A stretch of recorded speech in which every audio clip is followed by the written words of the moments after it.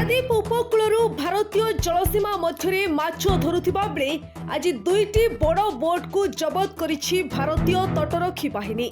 ଏହି ବୋଟ୍ ଦୁଇଟି ବିନା ଅନୁମତିରେ ଭାରତୀୟ ଜଳସୀମାରେ ପଶି ଅନାୟାସରେ ମାଛ ମାରୁଥିଲେ।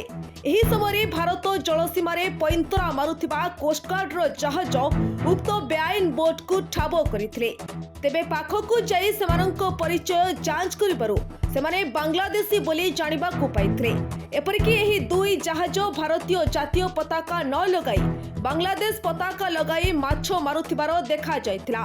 ସେଥିପାଇଁ ଏହାକୁ ବେଆଇନ ଦର୍ଶାଇ ଉକ୍ତ ଦୁଇଟି ବୋଟ୍ को जबत करी निकटस्थ पारादीप बंदर कोस्टगार्ड बर्थ को आनिछि। गोटे बोट्र नाम FV मेघना होइतिबा जणा पड़िछि। तेबे एही दुईटी बोट्रे प्राय 78 जन बांग्लादेशी मत्स्यजीवी रहितिबा सूचना मिलिछि। सेमानंक व्यक्तिगत परिचय और सेमाने केउ केउ अंचलरू सब आसिछंती सेने तनखी प्रक्रिया आरंभ होइछि।